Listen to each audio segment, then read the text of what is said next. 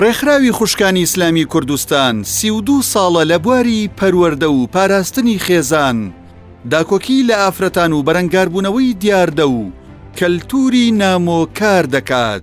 لە سندوقی ڕەشدا خزمەت و پرۆژەکانی ڕێکخراوەکە دەخەینە ڕوو.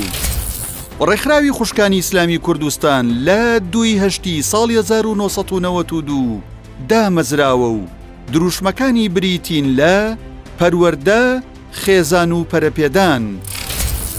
ڕێکخراوی خوشکانی ئیسلامی سەر بە کۆمەڵی دادگەریە، ئامانجەکانی بریتین لە پێگەیاندن و ئاشناکردنی ئافرەتان بە پەیامی شەریعەتی ئیسلامی، هەوڵدان بۆ بەدەستهێنانی مافە شەرعیەکانی ئافرەتان، هەوڵدان بۆ ئاسانکاری و پێگەێنانی خێزان و پاراستنی ئارامی کۆمەڵایەتی، کارکردن بۆ چارەسەرکردن و کەمکردنەوەی کێشەکانی خێزان، ڕێنوێنی دایکان بۆ چۆنێتی پەروەردەکردنی منداڵ و بەهێزکردنی پێگەی ئافرەتان لە بواری سیاسی و کۆمەڵایەتی و ڕۆشنبیری و ئابووری. پرۆژەکانی ڕێکخراوی خوشکانی ئیسلامی کوردستان، ڕوبەڕووبوونەوەی پرۆژەکانی جێندەر و ئادابی دژ بە کۆمەڵگەی کوردی. لە ماوەی چەند ساڵی ڕابردوودا چەند ڕێکخراوێک لەژێر پەردەی جێندەر کاریان بۆ تێکدانی کۆمەڵگە و خێزان کردووە و هاوکاریان لە ڕێکخراوە نێودەوڵەتیەکان وەرگرتووە. لە بەرامبەردا ڕێکخراوی خوشکانی ئیسلامی کوردستان بە پرۆژە بەرەنگاری ئەو هەوڵە تێکدەرانە وەستاوەتەوە و مەترسیەکان و هەوڵەکانی بەناوی جێندەر بۆ خەڵکی کوردستان ئاشکرا کردووە. ڕێکخراوی خوشکانی ئیسلامی هەمیشە کاری لەسەرەوە کردووە ئیسلام دەرمانی هەموو دەردەکانە کە جەخت لە پاراستنی خێزان دەکاتەوە.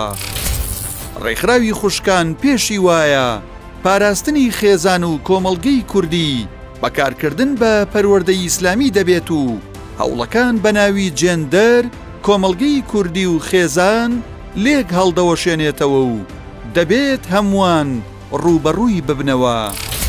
پرۆژەی تاجیشکۆ تایبەتە بە خانمانی تازە باڵاپۆش و ساڵانە ڕێکخراوی خوشکانی ئیسلامی ئەنجامی دەدات.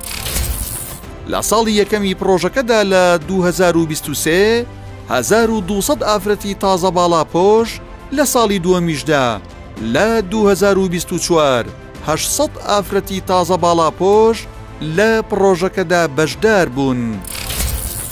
دەستگای سۆمای چاوانی سەر بە ڕێکخراوی خوشکانی ئیسلامی کە تایبەتە بە منداڵانی بێباوەک، ساڵانە لە ڕێگەی خێرخوازان و سەرمایەدارانەوە موچە و هاوکاری بۆ منداڵانی بێباوەک دابین دەکات. بەپێی ئامارەکان دەستگای سۆمای چاوان تەنیا لە ساڵی 2023 بە بڕی 1 ملیار و 74 ملیۆن دینار هاوکاری و موچەی بۆ منداڵانی بێباوەک خەرج کردووە. پرۆژەی ڕێگایی ئازیزمان یەکێکی دیکەیە لە کارەکانی ڕێکخراوی خوشکانی ئیسلامی کوردستان، تایبەتە بە لەبەرکردنی قورئانی پیرۆز.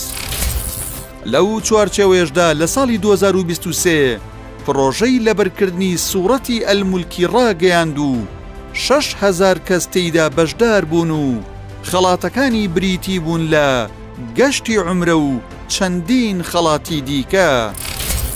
پرۆژەی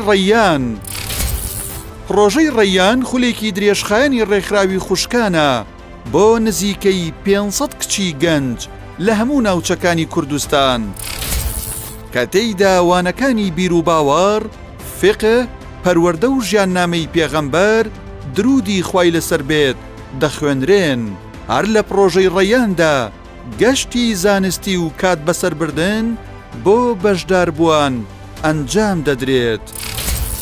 خولی خێزانی پێشەنگ یەکێکی دیکە لە کارەکانی ڕێکخراوی خوشکان خولی خێزانی پێشەنگە بە مەبەستی پاراستن و بەهێزکردنی خێزان و چارەسەرکردنی کێشە خێزانیەکان.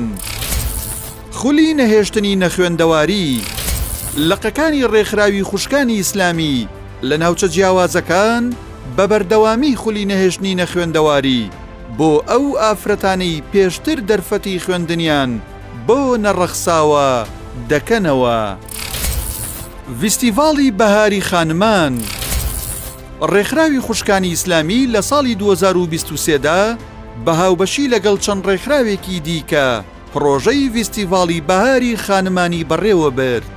لە فیستیڤاڵەکەدا جگە لە بەشی بازاڕگەری بەشی ڕۆشنبیریشی لەخۆ گرتبوو کە تێیدا چەند پانێڵێک بەڕێوە چوون لەگەڵ خەڵاتکردنی دایکانی نمونەیی. ساڵانە ڕێکخراوی خوشکانی ئیسلامی خولی هاوینە دەکاتەوە کە تێیدا وانە پەروەردەیەکان و پێگەیاندنی ئافرەت و پاراستنی خێزان لەخۆ دەگرێت. پێگەیاندنی ئافرەتی سەرکردە ڕێکخراوی خوشکان لە ماوەی کارکردنیدا چەندین ئافرەتی بۆ بواری کاری حیزبی و پەرلەمانی و حکوومەت و کاری بانگەوازی پێگەیاندووە.